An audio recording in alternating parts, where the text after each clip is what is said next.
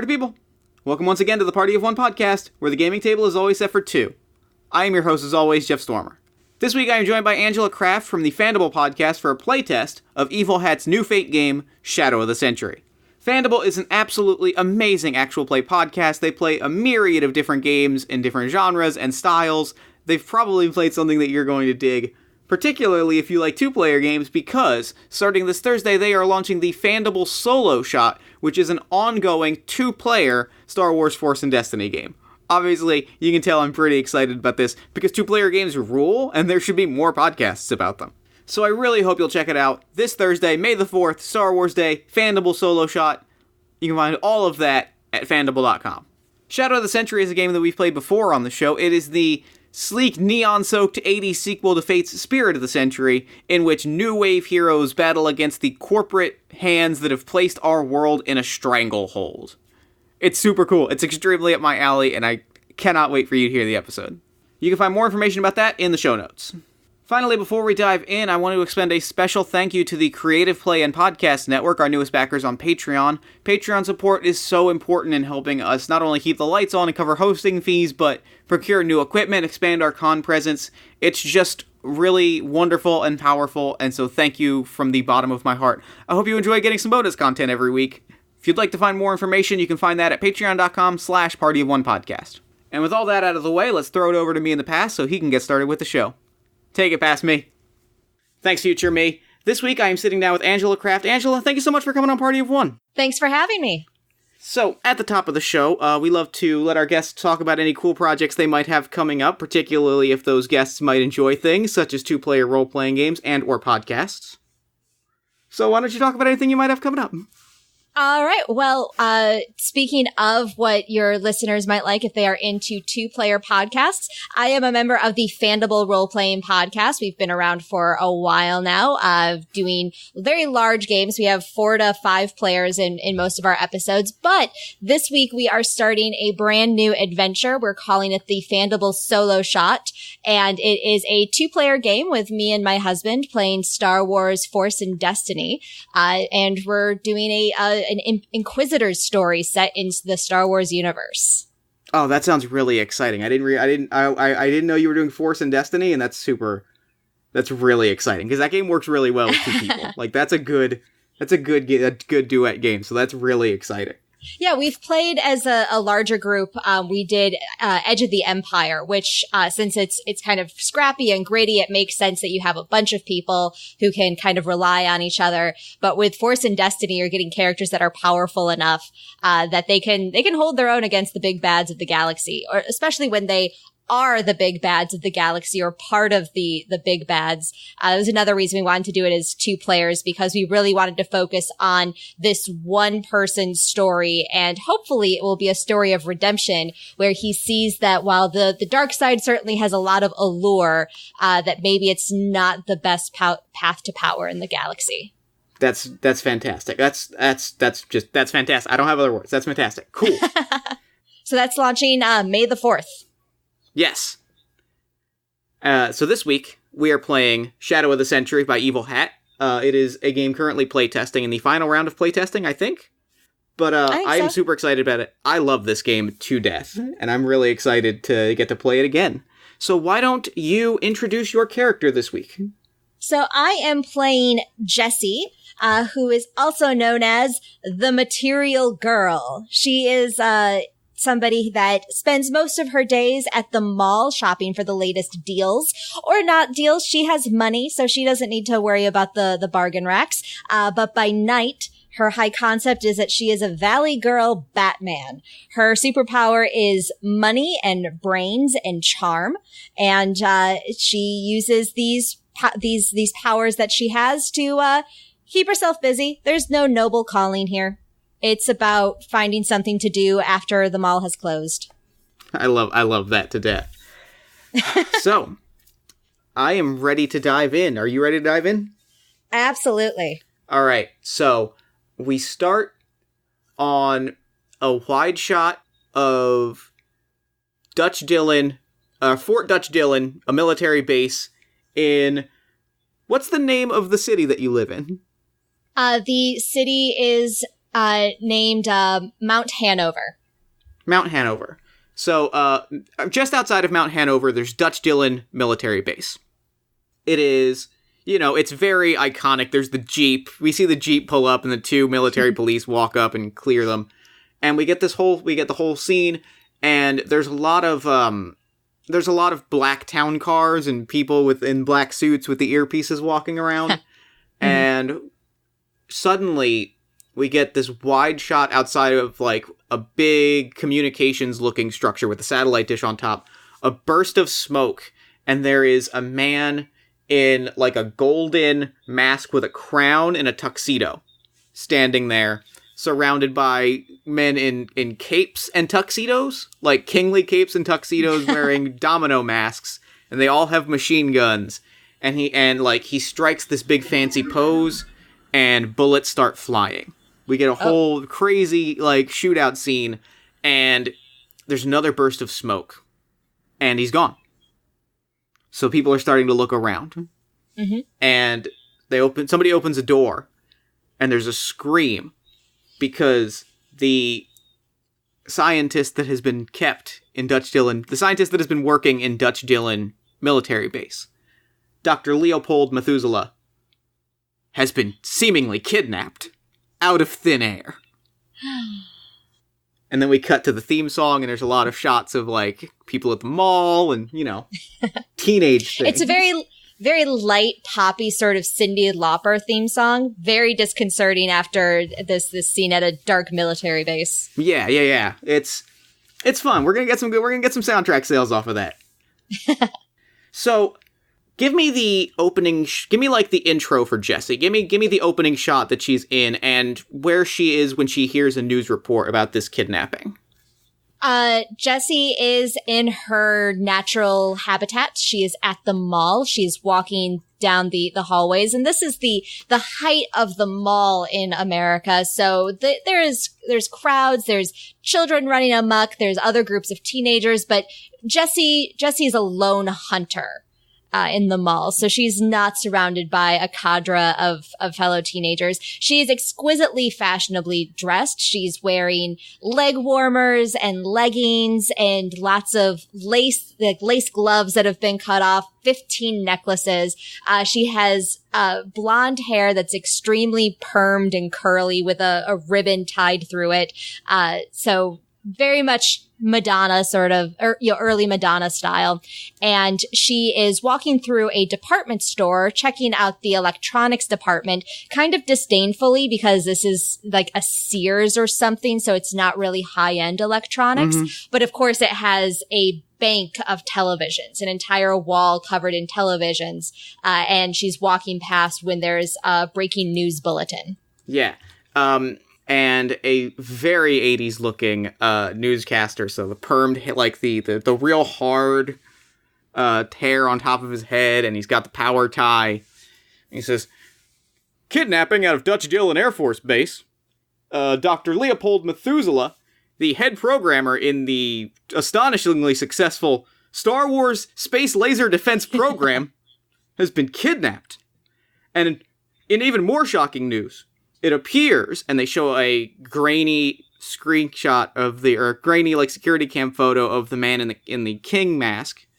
"It appears that famed masked supervillain ANTEUS, the masked king of crime, has resurfaced after decades of underground activity. What could this mean? What could his intent be? With Dr. Leopold Methuselah, a lot of troubling questions. Diane?" And then it pans over. And Jessie was wearing sunglasses, and she kind of lowers them to watch the news footage, and she puts them back up, and she's like, "I'll be the one answering those questions," and wanders off. All right. So, where does she wander off to? What's her what's her first move in the investigation? Her first move is to go back to her house.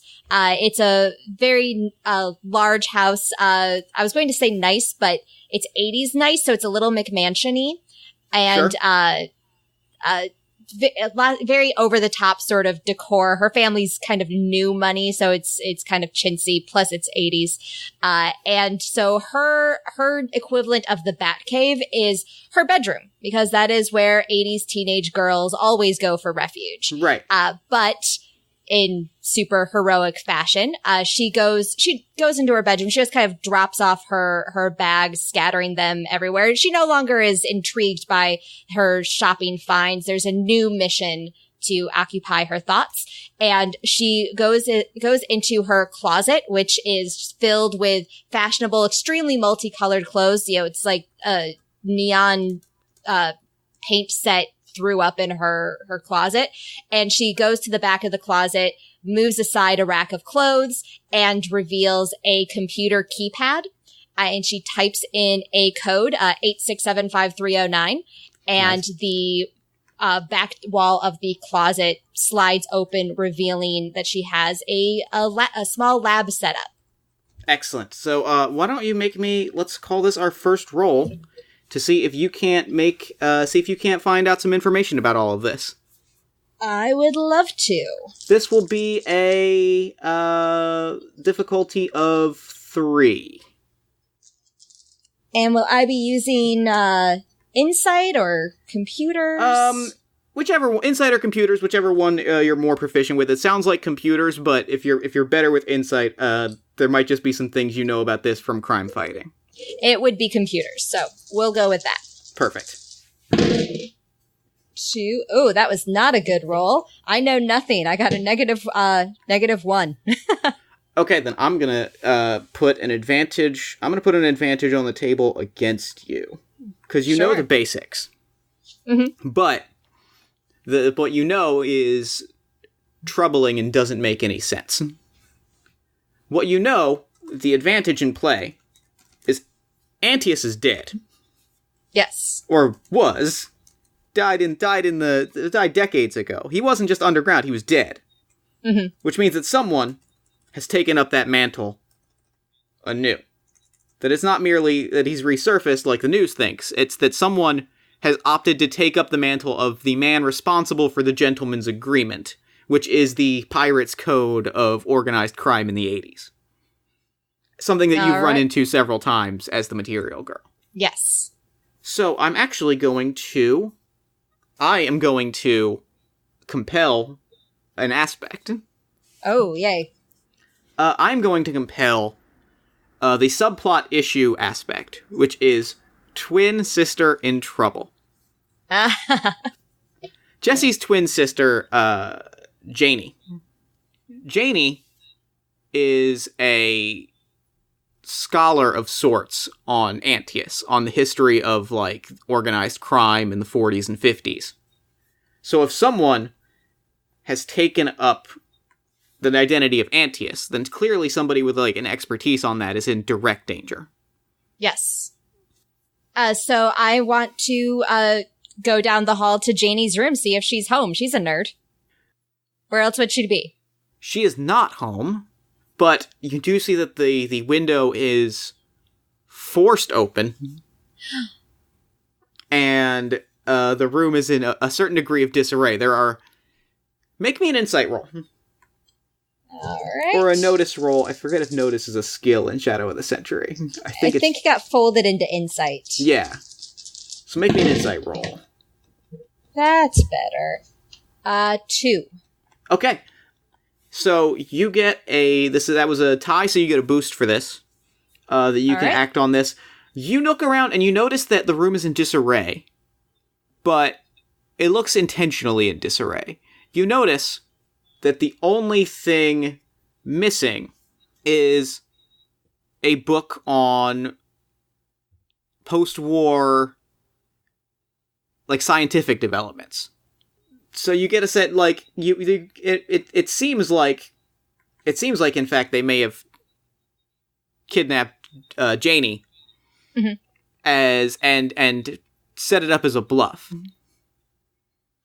Yeah, they ransacked the room as a cover, so all you think is missing is, all that I would think is missing is Janie, and in fact, I can tell because her bookshelf is normally kept meticulously in alphabetical order. But the 2 books on each side of where this one is missing, they've been flipped.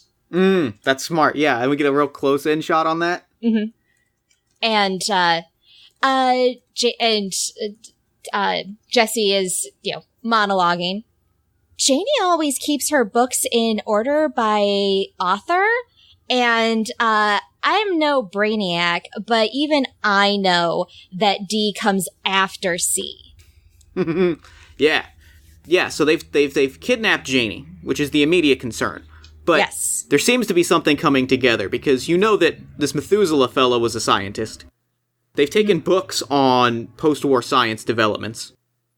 Something is taking shape here. Mm-hmm. What's your next move?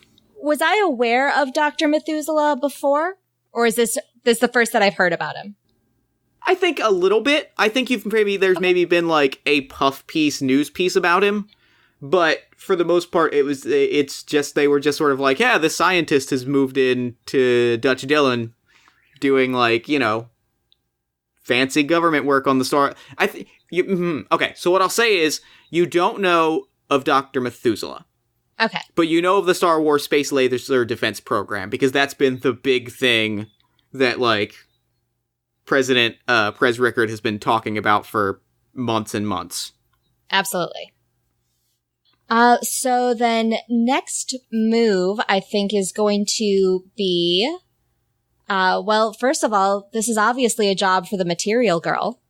It absolutely is. So I think I need to go back to my room and back to my little lab, and we have a short montage of Jessie transforming from Jessie the Mall Rat into the Material Girl, and her superhero outfit is oh gosh, it's so 80s. There's so much spandex. It's painful. Are there shoulder pads? Oh yes, there's shoulder pads. It's neon pink and teal in kind of abstract geometric shapes. And she wears a sweatband to hold her massive head of blonde hair back, and she's got the cutoff gloves make a reappearance, as well as bracers on her wrist, kind of gauntlets that look very much like the bangly bracelet she'd been wearing earlier. Fantastic. I love it. That is a good costume. Okay. So where's the Material Girl headed? What's her game plan? The Material Girl is going to she wants to go to the base. I'm sorry, what was the name of it? The Dutch Dillon Air Force Base. Dutch Dillon Air Force. Because she wants to get a better idea of what Methuselah was really working on, because it seems strange that somebody that's working on space-age laser defense program technology would need, or somebody that, has kidnapped that person would also want a book on post-war scientific developments. Those are just 2 very different eras, so why would somebody need both? Right, that makes sense. So, okay, so we get a side swipe over to the Air Force Base. It is night. The searchlights are on. Everybody's got flashlights on their little guns. Make me stealth? I should probably have the skill list in front of me. There is stealth. Yeah, so make me a stealth roll. Because I don't think that the military is going to be super happy about a masked vigilante poking around. But she's so fashionable. She is very fashionable. These dice do not like me. Yeah, so I got a -2. Okay, great. So then we pan over, and we get a shot of the military base at night. We get a few establishing shots. We see a few shots of the Material Girl in shadow, jumping over fences and doing cool things. And then we get a hard cut, and there are about 3 gun-mounted flashlights pointing at her. And out from the crowd of armed guards steps General Hank McLean. General Hank McClane steps out from the shadows. So, give me a detail about Hank McClane, and we'll collaborate on some details to flesh out this character a little bit. Hank McClane is never seen without the cigar that he's always chomping on. That makes sense. Yeah, I think he is. I think he's like, maybe not John Wayne specifically, but like a John Wayne style Western actor that has been cast in the role. So he walks with that kind of bow-legged, and he's kind of holding his belt as though there were pistols attached.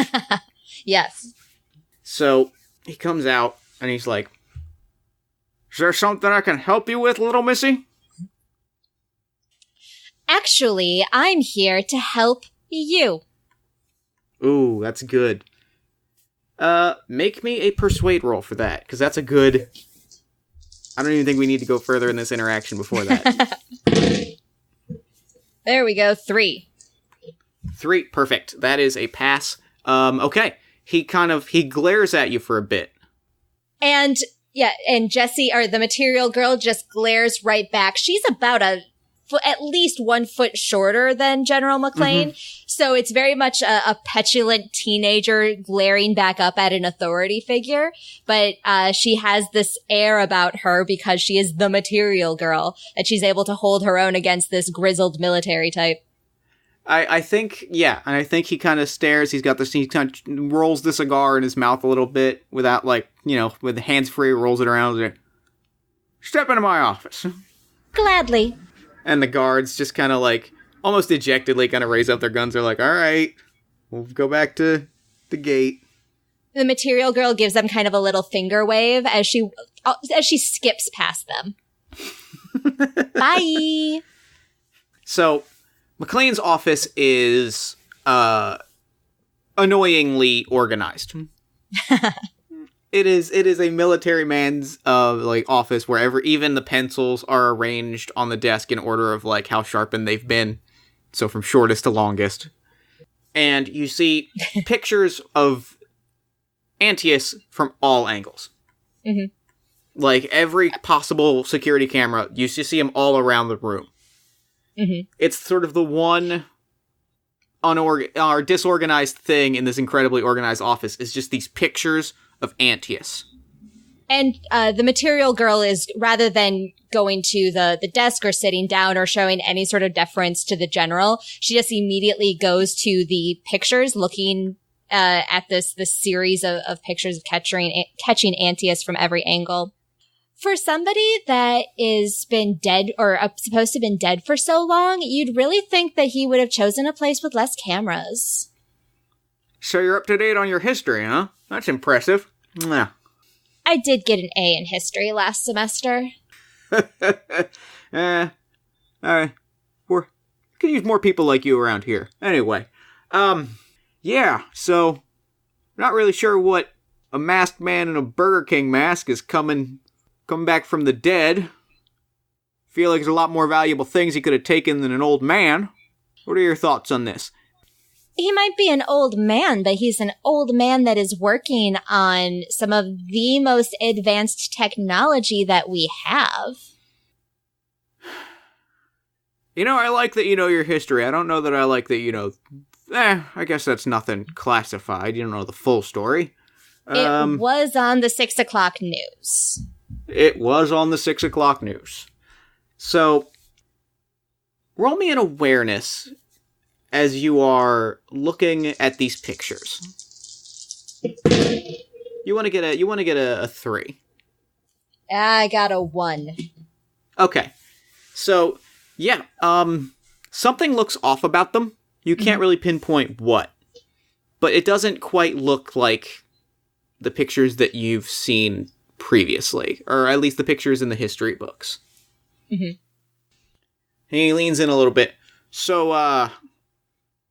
the military can handle this, right? Like, what's a vigilante got in that? What horse have you got in this race? Well, I believe that this conspiracy goes way farther than just the Star Wars space laser defense program. Someone like ANTEUS doesn't reemerge from hiding And she kind of rolls her eyes, indicating that she doesn't think that's the whole story. Just to, as you say, take someone from a military base. They would try to take over the program themselves and try to use the lasers to blow up the White House and terrible things like that. Also, they wouldn't kidnap a local teenage girl who just so happens to be the local expert on people like ANTEUS the same night. Bet you didn't know about that. His jaw is agape. He's holding the cigar such that it does not fall onto the desk because it will light some papers on fire. Huh. I did not. And he kind of leans back, and he gestures to the photos. He kind of gestures to the window outside. He's like, "You've got until morning. Any evidence you can dig up. Otherwise, we gotta clean up, you know? This is still a military base. We still have drills to run. Otherwise, but, you got until morning." Thank you, General. And he picks up a phone and says, "Hey, girl wants to take a walking tour? I figure it's fine." And he gives you a nod, point gestures to the door. And the material girl walks out. All right. So, you've got some time to poke around the scene of the crime, poke around Methuselah's lab if you like. You've got time to do all of that. And that's what I'm going to do. Okay. Roll me an insight roll for that. Come on. Yay. That is 4. Okay. So that is a success. So you find out some information. You're studying for the Masked King of Crime. Everything seems a little bit shabby. Like, these are costume smoke grenades. These aren't, like, professional. These aren't the kinds of tech things that you would get from being the king of crime. Mm-hmm. And you're kind of, like, studying the casings, and we get some of that great, like, you're looking at a thing, and it zooms in, and pieces of it light up. You notice that the casings match. Like, the casings going in the direction of the soldiers match the casings of the bullets coming at the guards. Like, they were using the same guns. And you eventually peek into Methuselah's lab, and you see that the equipment on the sure enough, everything about the space laser is taken. So you get the sense that maybe their objective, in fact, was, but at the same time, that raises a red flag itself. If their objective really was to take over the space laser, that feels like it's bad news. Yeah, but also that's larger than the gentleman's agreement normally reaches. Mm-hmm. That's a bit more overt than their normal style has been in the last, at least as long as you've been crime fighting. Mm-hmm. So somebody is breaking the rules. Somebody was using using military guns, if not military personnel. And somebody certainly wants people to think they're ANTEUS if they don't quite have the goods. Interesting. I would like to, would it be possible for me to get back to the general's office? I want to swipe one of these pictures of Methuselah that he had, or not Methuselah, of ANTEUS that he had around. Sure. Make me a burglary roll. This is going to be opposed, so I'm going to also roll. He's got an insight of 2. So you want to get, 2. You want to get a 3 or better. Nope, I got a 1. Okay. So, what happens is, I will let you get it, but, you sort of like, the lights are all out, and we see your hand, we see the fingerless gloved hand reach for one, and the light turns back on, and he's standing in the doorway, and he says, "Got your sister, huh?" I didn't say that. I don't know what sort of assumptions you're making about me. I don't have a sister. I just said it was a local girl. There's lots of girls in this town. He takes and this is the first time, even when his jaw was agape and he was holding the cigarette, this is the first time the cigar has, like, moved away from his face. And he's kind of holding it at his waist now. He's like, look, you want a photo for research or crime fighting or whatever, take it. But don't try to BS me. Fine. Yeah, so he apparently, or I don't know if it was him or if one of these weird other masked people. Okay, can we just talk for 1 second about this crime against fashion of having like 5 people in identical outfits? What is that? What is that about? Yeah, you're not going to get a whole lot of support from a military man about people wearing matching uniforms. But I mean, capes with a tuxedo, it's a little bit garish. It's just not practical on so many levels. So, okay, I don't know whether it was ANTEUS or one of his goons, or I should say this so-called ANTEUS, because it's all right, I won't BS you. How about you don't BS me? I think we all know that this guy did not come back from the dead. We are dealing with some kind of copycat. Yeah, I weirder things have happened, but I was hard-pressed to believe that a man comes back from the dead after 40 years. So I think we're on the same page. Even in these strange times, the principle of Occam's razor still applies. This is true. So that's why I'm borrowing this little photo, and she taps the paper that's in her hand, so that I can try to find out who is under the mask. Well, via con Dios, as they say. And he puts the cigar back in, and he flips off the light, and he heads out. And he grabs his coat, and he throws it over his shoulder. And we pan over to the next scene. So what does the next scene look like? Where are we next?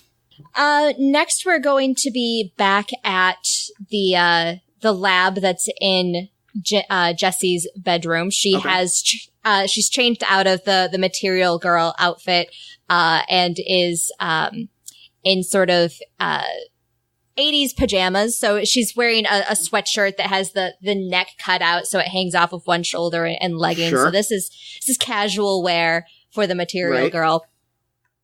And she has the photo at her computer, because of course she has one of those very large, bulky desktop computers, and she is trying to.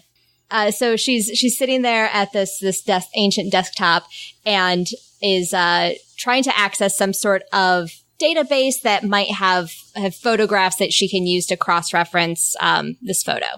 Okay. Yeah, all right. Roll me a computers roll. This is going to be easy because you have the photo and you've got a little bit of information. So you want to beat like a 1. So you want a 2 or better. All right. And then 4 or better gets you a success with style. 2 exactly. Okay. So so you start to you pull up some data. You start to pull up some data, and the data starts to point you towards...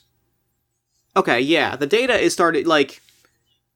ANTEUS seems like it might almost be a dead end. Like, you don't know that you have there doesn't seem to be enough information to indicate who that might be, but there's still that book.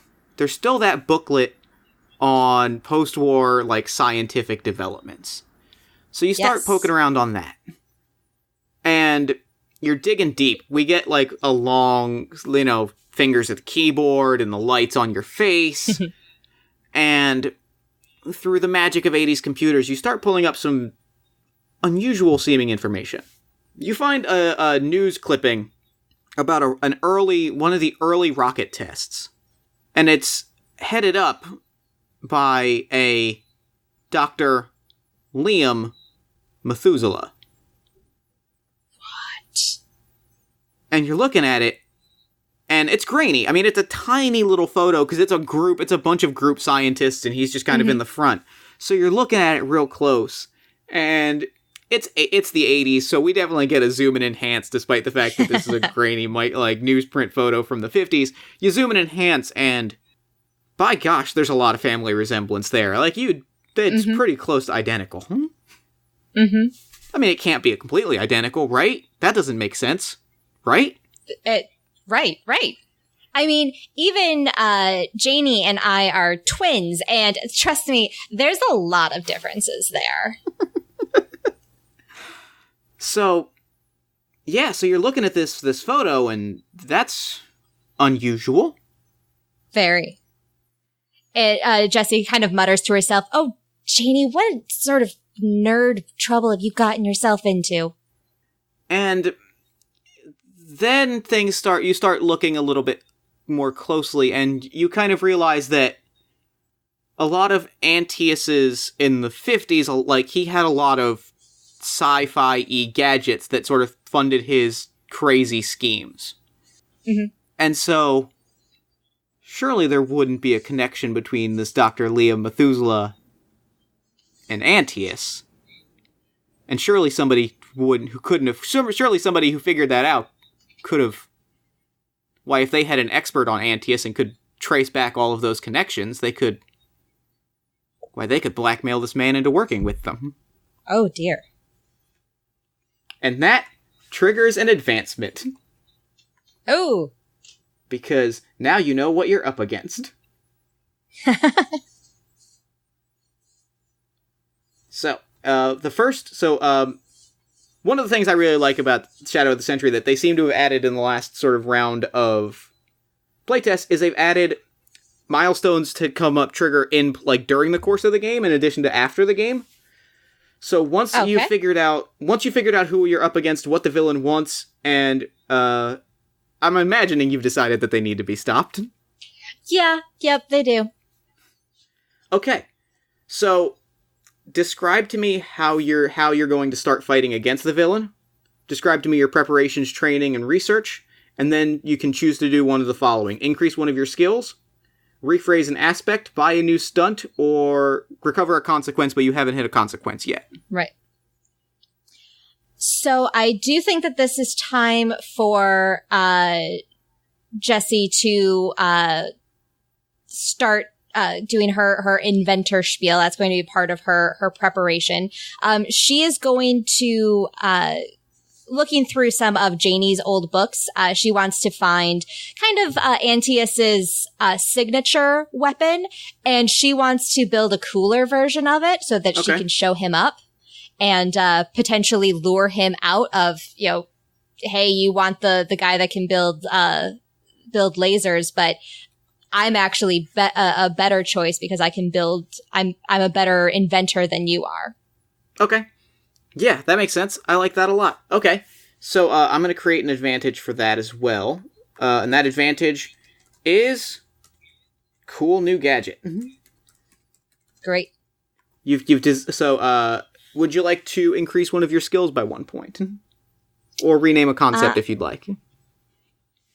Yes, I'm going to increase one of my skills, and I want to increase her insight. She's been doing a lot of research, so I feel like she's advanced there. Sure, okay. Yeah, that makes sense. So you've got this device, right? Like, you've got, what do you think it is in techno-babbly terms? It is an advanced particle enhancement ray, and ANTEUS only had a particle enhancement ray, so mine is advanced. So obviously it's better. And it is it's a ray gun in non-technical terms, and has a lot of different not quite gears, because that's more steampunky, but levers and dials to show that it has so much power going through it, and also has pink stripes on it, because we can't forget style. Definitely, obviously. Which, honestly, I think ANTEUS or his doppelganger would also appreciate. He has terrible taste in style, but at least understands the basics that you need. Sure. He understands the theatrics of crime fighting. Mm-hmm. In fact, that is one thing that you've noticed is this person. They may not have had the gear not have had the equipment. They may have had to steal some guns in order to have a firefight. But they certainly had the theatrics down. They seem to move with the comfort of a generation of criminal lost. So we get a big, I picture some sort of big gala, right? Where you're introducing this thing. Yes. Money is your superpower, so I feel like that makes sense. Yes, it's the sort of thing where it's aping a high school science fair, but turned up to 11 with all of her family's money. So instead of being in the gymnasium, it's at the local country club. And instead of the trifold posters everywhere, she actually has she's brought in televisions. She has 3 televisions. Who has 3 TVs in the 80s? Jessie does. That's pretty impressive. And she's brought them all out to the country club so that she can have different videotapes running, showing the different features of the advanced particle enhancement ray. Of course, her dress is 80s prom fabulous. So not just shoulder pads now, but she's got the puffy sleeves. Think Pretty in Pink. Like that is the dress that the Molly Ringwald's Pretty in Pink dress is what Jessie is wearing. Great. Okay, yeah, so this is happening. We get a few VHS shots of the ray being used. It's a big to-do, and sure enough, almost on schedule. Like I said, the theatrics are down. Burst of smoke, except this time, instead of ANTEUS, steps out a man in full knight armor. Oh. One of ANTEUS's knights. Oh, goodness.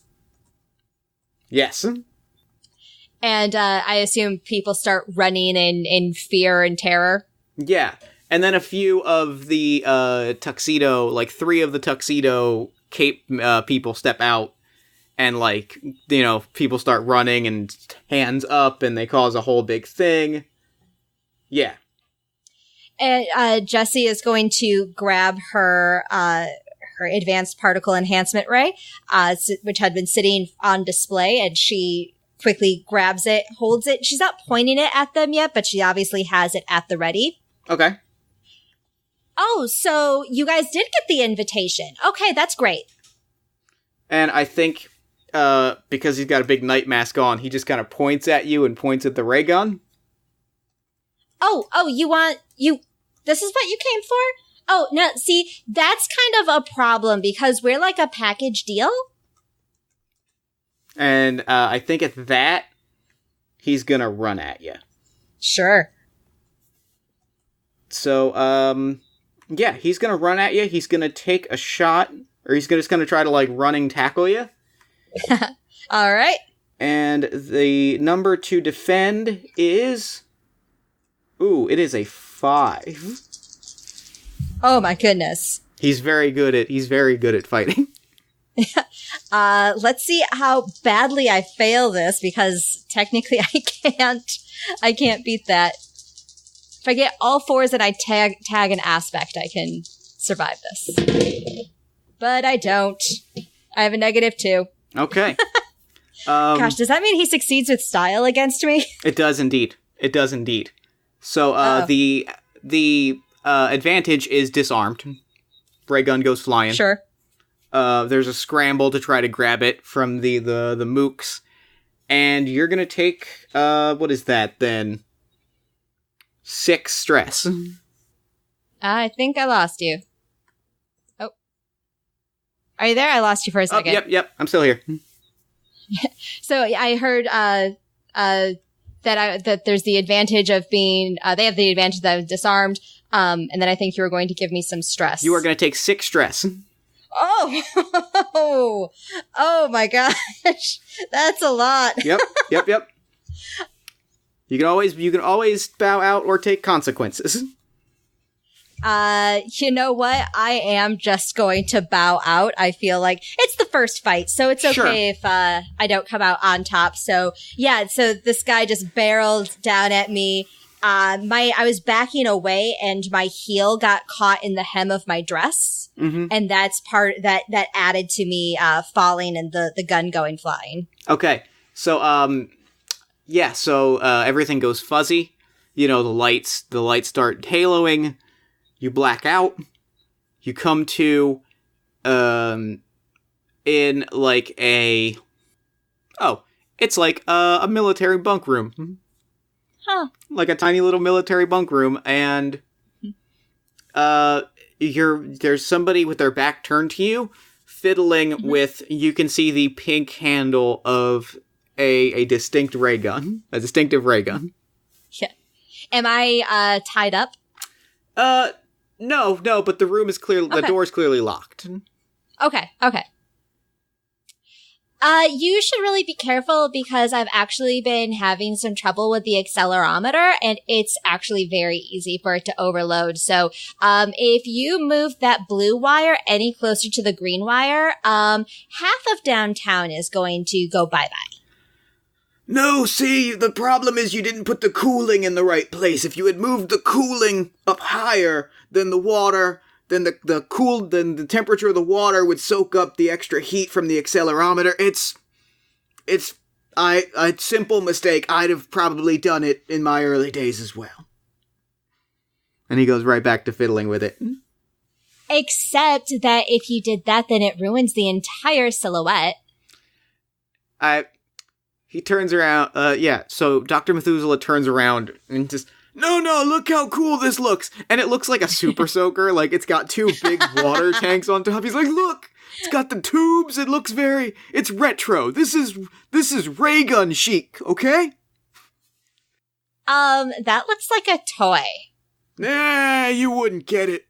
I don't think I want to. What I want to get is to know why you are both here and were in some musty old newspaper clippings from 30 years ago.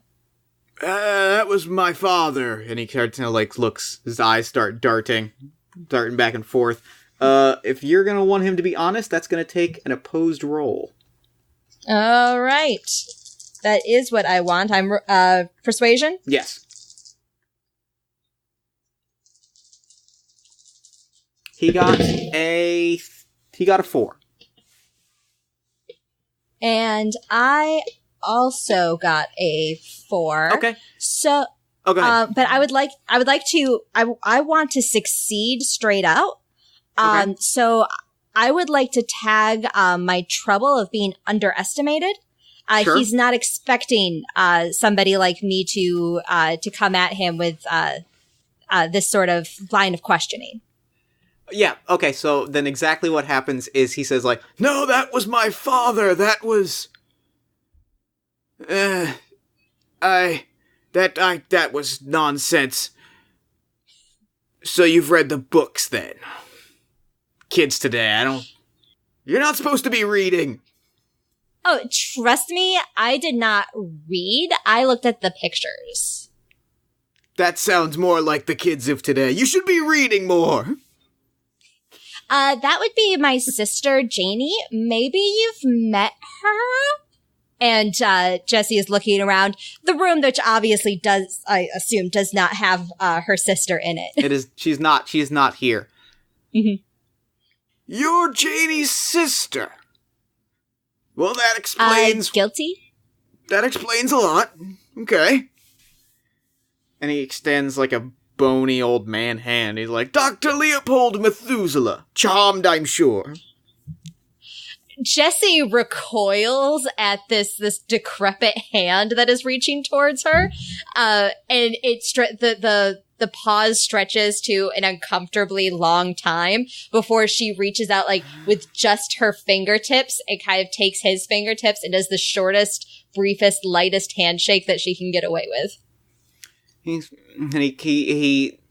starts telling you a story about, yes, well, yes, that was me, 1952. First rocket test, very successful. Still my baby. I've always been fascinated with space and the stars. You've probably heard about my recent work with the lasers and kind of why we're here.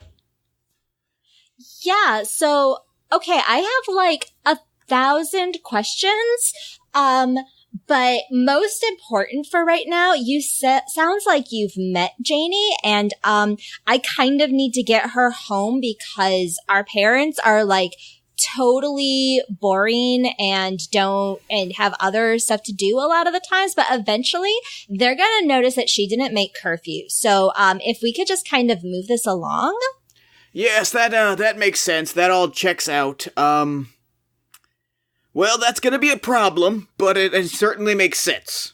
You see, she has been, what was the word that he used? What was that? He uses weird words. He's got that 60s talking thing going. I don't like it. It's too Silver Age. He's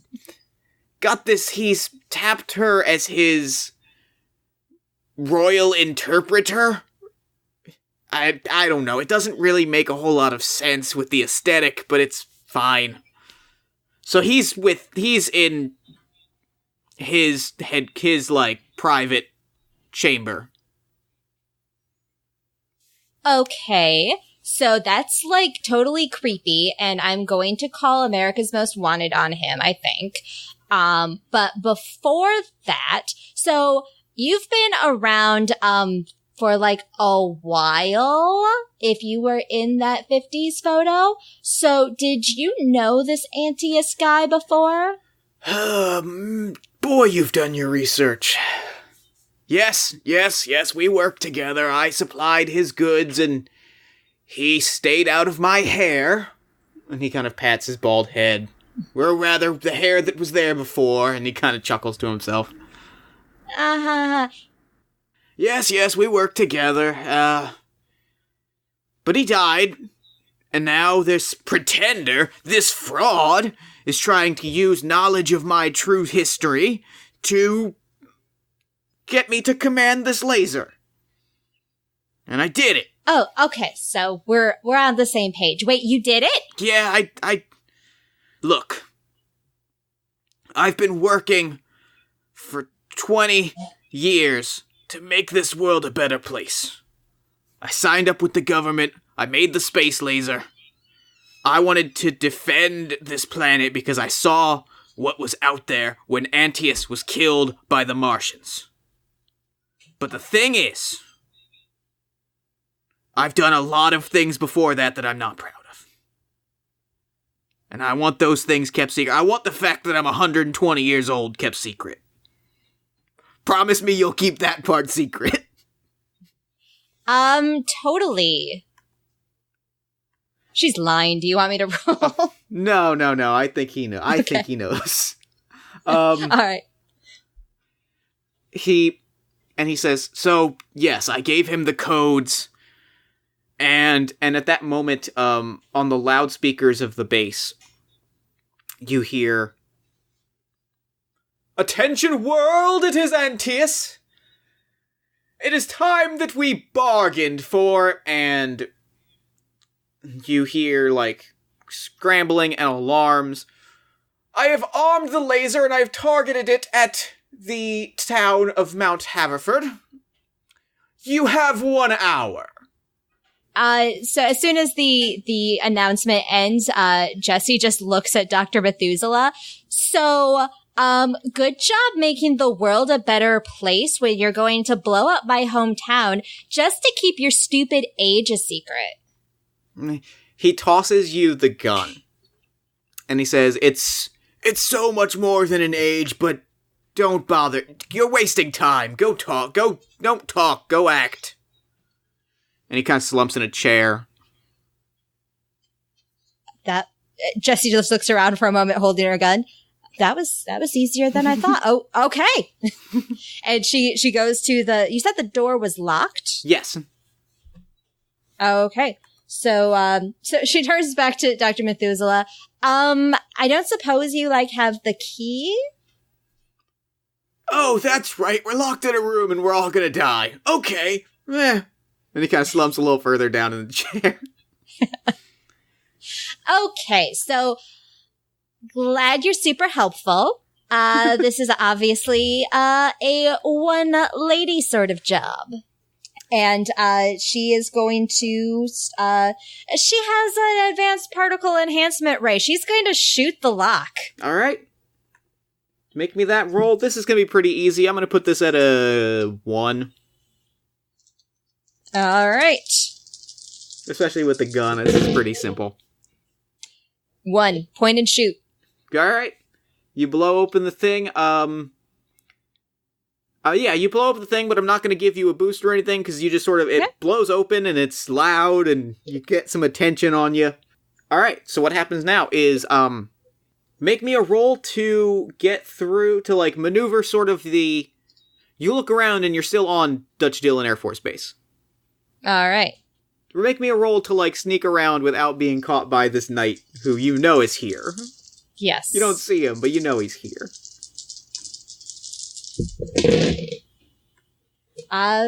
2.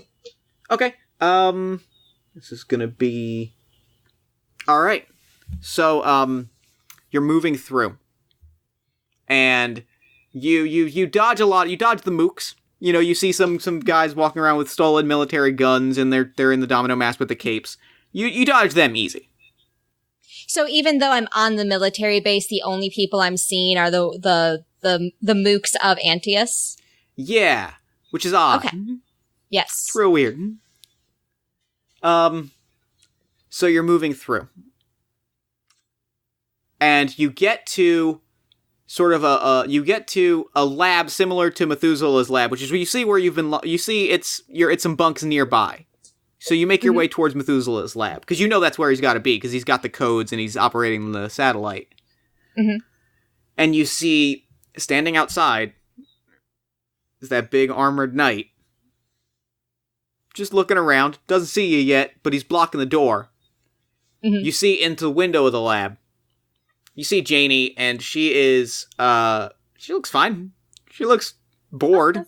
She looks, apathetic. She's got her head in a book, but she's like leaning back in the chair and doing that sort of 80s nerd thing where she almost falls over and then she catches herself. Jessie just shakes her head.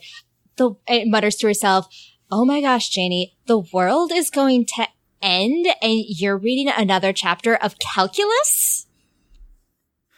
Because of course she's not even reading a novel. She's reading a textbook. Right. So Jessie is going to dive behind, because I imagine it's a military base, and, in 80s military bases in movies, there kind of just be random stacks of sandbags, presumably for some sort of training exercise. So Jessie is going to do a duck and roll behind one of those just as that knight begins to turn his head in her direction. Okay. Yeah, so make me a stealth roll for that. All right. That is a 2. All right. Okay. You've successfully done it. You've got a boost, which is sandbags, which is easy cover. Great. He starts looking around. He's watching people scramble. He just kind of like leans back. And he seems almost bored at the fact that like there's apocalyptic threatening and bargaining and all that going on. Before I make a heroic dive to take out this knight, actually I want to do a little bit of scoping out from my cover. Okay. And try to figure out where are all the military folks being held. Okay. Yeah, make me an awareness or insight, whichever is higher. All right, that'd be insight. Oh, that's nice. That's a 4. Okay. You look around and you're not sure you see any other, like the bunks all seem to have open doors and stuff. Mm-hmm. And, well, that's real, like, and then you start watching a pair of these mooks. And you start watching their feet. And you see that their feet are marching in unison. Uh-oh.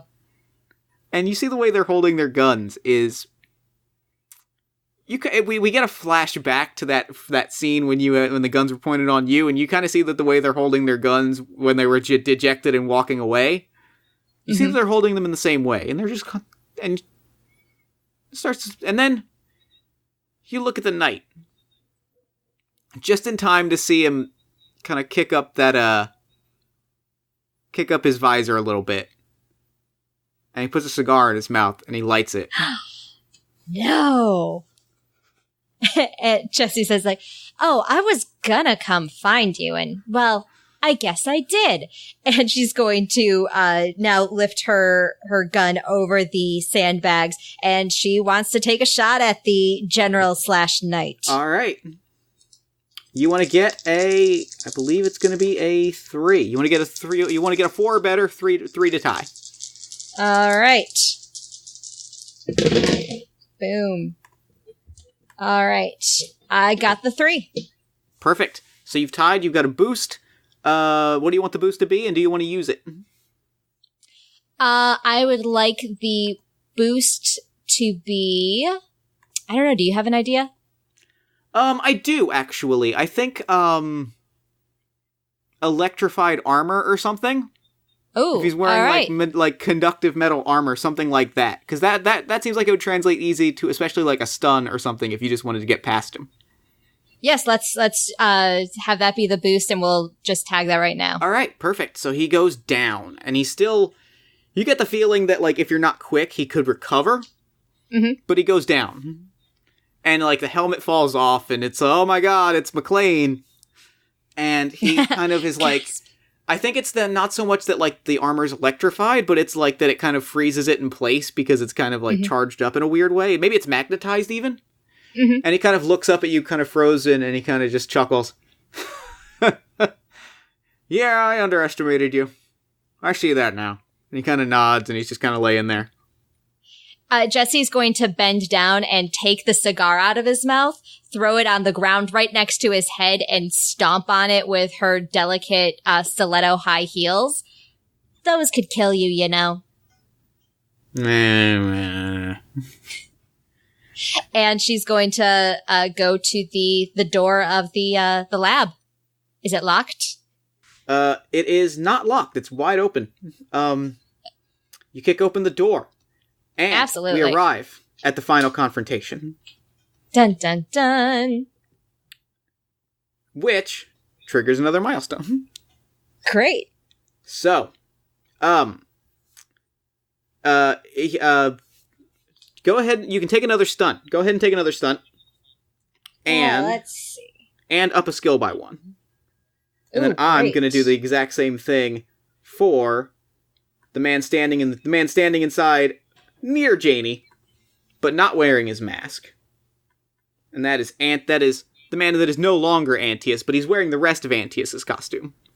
And he's kind of sweaty, and he's kind of mumbling to himself. He's like, did I get it right? Did I do the thing? I forgot to make demands. Dang it, dang it, dang it. All right, I'm going to take the weird science stunt. Okay. And then I also get to up a skill, you said? Yes. And we're going to up shooting. Okay. Since obviously that has become an important skill to have. All right. So, he turns and he grabs a gun as well. He grabs just one of these big honking, like, Colt 45 pistol type ones, and he points it at you. And he's like, who are you? Okay, who are you? I'm the girl that's your worst nightmare. My worst nightmare is spiders. I shouldn't say that. That's too much information. No. And he kind of goes for the mask, and he realizes that it's going to be too difficult to get to it. And he just kind of sighs for a second. He says, my dad did this. My dad was really good at this. It's really hard living up to your parents' expectations. The criminal conundrum? He was great. And you've heard the name. It was one of these old, mask and moot guys from the 60s. Jan, why are we talking about that?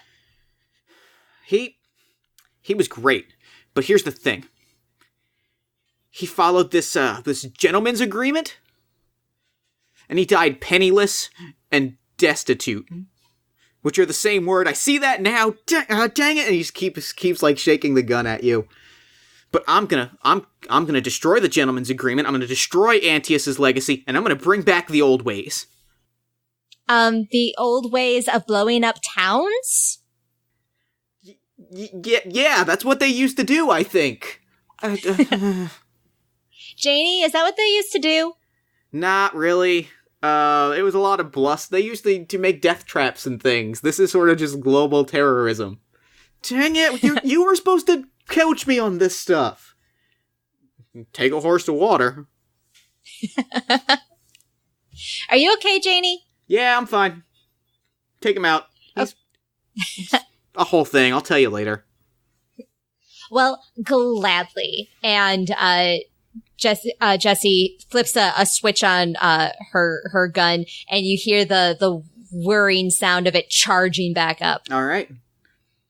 So as that's happening, he is going to freak out and take a shot. It is a 3 total to defend against that, and then you can take a shot of your own. All right. Let's see. I got a 1. So that would mean I'm taking 2 stress? 2 stress. Yep. Or I will take a... rather than filling up both of my stress boxes, I will move that over to be a consequence. Okay. So she's going to have the consequence of grazed arm. The bullet grazed her arm, so she's hurt. Okay. Yeah. So your arm's grazed. You're clutching and it tore her dress. It tore her dress, and that's what makes her angry. Yeah. Now she's distracted because she's angry. So make me that. This was Calvin Klein. I don't know who that is. Roll me that shoot roll. Gladly. That's a 3. Okay. That exactly hits. So can I... yes. Sorry. Can I tag my cool new gadget aspect? You sure can. In fact, you get a free invoke on that. Awesome. So yeah, we'll use that free invoke. All right. That's going to knock out a stress box. Haha. So, he is going to... He's going to try a mental attack on you. Ooh. Yeah, he's going to try a mental attack on you. He's got a 7 because he's pointed the gun at Janie. And he says, you were talking to her. You know her. Surrender or I shoot. And, let's see. So do I even roll against that? Yeah, you can absolutely roll against that unless you want to take a compel on that. I'll take the compel. I'll never say no to fate points. Okay, yeah. So you get the fate point. You because your twin sister's in danger, you drop the gun. And he's just it clatters to the floor. Yep. And he kind of moves the gun away from her, back down, because you can tell he wasn't entirely comfortable with that. And he's like, I'm sorry, Janie, you've been cool about this. And she's like, whatever. I'm really glad that you're appreciating the sacrifices that I'm making for you. Yeah, you're making so many sacrifices. You're gonna save the day. You got 38 minutes. Why did you tell him to only give us an hour? It seemed dramatic. That's what they do. They give you 1 hour. That's a thing. Like I said. Whose side are you on? Like, can we just get this in the open? Janie, whose side are you on? Okay, you know how you do this because you're bored? Yes. I was bored. That hurts. What? That, like, really hurt. Like, are you trying to be my nemesis? It is way too early for me to have a nemesis. Are you trying to be my nemesis? You know, I wasn't before, but maybe I am now. And she kind of slams the book down. Yeah, we're nemesis now. I'm just imagining the guy who's like, he's standing back because he's totally lost control of the situation. He's just kind of sitting back like, oh, all right. And now it's a cat fight. Yep. That's like so selfish of you. Like, just because I have a thing, you need to try to ruin it? By blowing up the town, by the way. It got out of hand, sure, but make me a persuade roll here.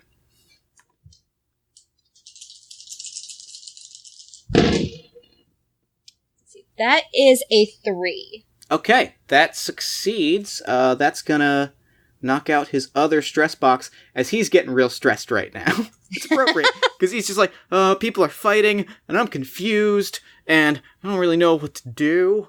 Hey,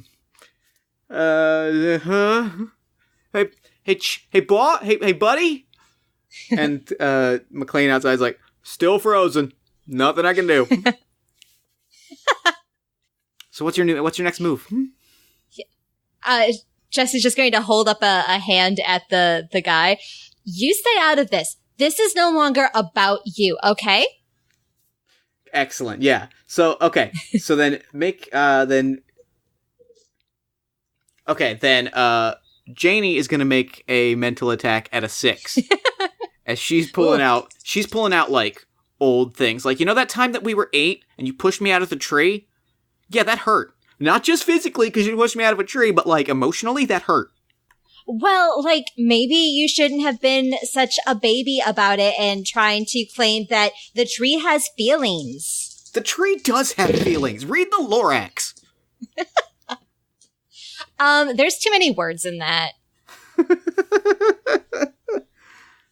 I rolled against her there and got a 4. Okay, so take 2 stress. All right. Now, when I fill my stress boxes, does that mean I'm out?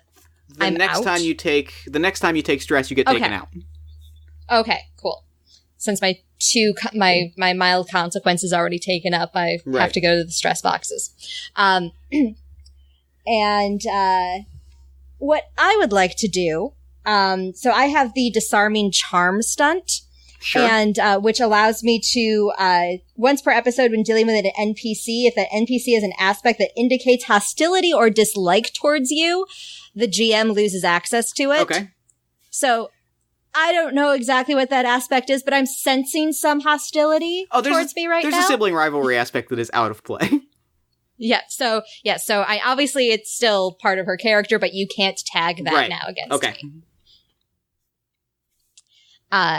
And as Jessie is going back and forth in this argument about really petty things from their childhood, she's slowly kneeling down, trying to get her gun back. So she's kind of trying to keep Janie talking so she doesn't quite realize what Jessie is trying to do.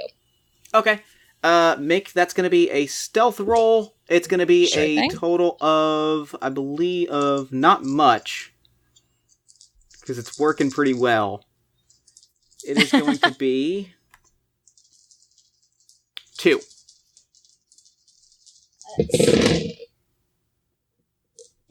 Let's see. I got 1, but I'm the Valley Girl Batman. If I can't get a gun while my sister is jabbering at me, then what kind of superhero am I? Perfect. You pull it off flawlessly. So you've got the gun. Do you want to take another action? I am going to flip another switch, basically moving it to the stun setting because even though she's my nemesis now, I still love her. So I don't want to entirely kill her. So we're setting this on to stun before I shoot her. And don't forget, I totally remember at our 14th birthday party when you manipulated the spin the bottle game so that you would get to do 7 Minutes in Heaven with Ginny Carter. And that is going to be a 4. All right. Okay, so I think you start to pull the trigger, right? Mm-hmm. And tears running down his face. Tears running down his face. ANTEUS is like, no, don't shoot your sister, please. She's not She's not the one. Here, I don't know what to... And he kind of, like, jams a key into a thing and hits a red button. And, like, if the lights stop, the red, like, alarm lights stop flashing. And he's like, look, don't shoot your sister. And you take a moment to appreciate the irony that, like, now you're pointing a gun at Janie, and he's like, no.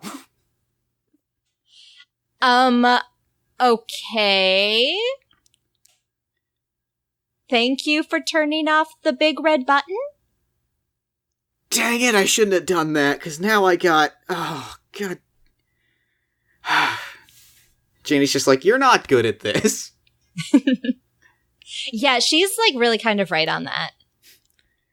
No, I'm not. You should, like, read a book. Yeah, I should. As the red and blue police lights start, like, swarming the lab. At that moment, McLean, with the night mask back on, like, kicks open the door and is like, You turned off the button. Yes. You did good, kid. Thank you? And Jessie sounds kind of unsure because she's not entirely sure what she did do. You know, you played the cards right at the end of the day. You found his weak point. He's stressed out easily. He's a stressed out man. So we get another series of, like, big flashy shots. Yep. And we get a news report that shows him, like, behind bars. We get a shot of disgraced former General McLean walking with handcuffs. Still in the ridiculous costume. Yep, absolutely. We're in your house a few days later. It's night. You head over to Janie's bedroom. How has your relationship been in the last few days? I think part of that montage showed a couple of family dinners that were quieter than normal. The yuppie parents of Jessie and Janie are absorbed in other things at the dinner table, so they don't notice this Cold War that is going on between the girls. So in the montage, it's just lots of, like, pointed glares and very polite, like, in cold, pass the salt sort of requests. So they haven't had an actual conversation in the 3 days or so since this all went down. So I'm going to give one final compel just to set up the closing note. Sure. She's your twin sister. You can't stay mad at your twin sister for that long. Yeah. So you knock on the door. It swings open a little bit. You peek your head inside. She's gone. She's gone. Is her room ransacked either again or still? No. Or she's just, okay. It's pristine. But with a note. And it just says, catch me if you can. Oh, I love it. And we get credits roll. Yes, the 80s power ballad needs to start playing. And that's game. That's Shadow of the Century. Oh, that was so fun. Oh, that game's really fun. I like that game a lot. Yes, yeah. I've played Spirit of the Century. I played that a while ago, and of course it was in a much larger group, but I really like the updates that they've done for this. I love the 80s setting, and I had a lot of fun playing it one-on-one. I loved it. I was super, super fun. Angela, thank you so much for coming on Party of One. This was a blast. Thank you so much for having me. I really appreciate the chance to come on and play. Oh, absolutely. So real quick, where can people find your work online? You can find me at fandible.com, where we're putting out now 3 episodes a week of various actual play podcasts, including the Fandible Solo Shot, our Star Wars one-on-one podcast that's starting. You can also find me on Twitter at Angela Craft. Excellent. Well, I'm going to throw it over to me in the future so that he can wrap up with the show. Take it, future me. Thanks, Bass Me, and thanks again to Angela for coming on the show. I freaking love that game. What a blast that was to play. You should absolutely check out Fandible. They're just an amazingly talented group of people telling such a wide and varied swath of different gaming stories that I think you'll absolutely find something you love. You should especially check out the Fandible Solo Shot on Thursday, May the 4th, because Two-player games rule, and Star Wars rules, and Force and Destiny rules, and Fandible rules, so the whole thing is just gonna rule. Fandible.com, Thursday, May 4th, Fandible Solo Shot. Check it out. It's gonna rule. Finally, you should follow Angela on Twitter at AngelaCraft, and follow Fandible on Twitter at Fandible. Then, while you're on Twitter, you should follow Party of One at Party of One Pod, like the show on Facebook at facebook.com/partyofonepodcast. If you really enjoyed the show, consider giving us a nice iTunes review, social media shout-out, or word-of-mouth recommendation. All three of those things help the show find new audiences and do bigger, better, and cooler things. If you want to hear more from me, consider checking out All My Fantasy Children, the podcast in which Aaron Catano and I take your listener prompts and turn them into beautiful, thriving, vibrant role-playing game children.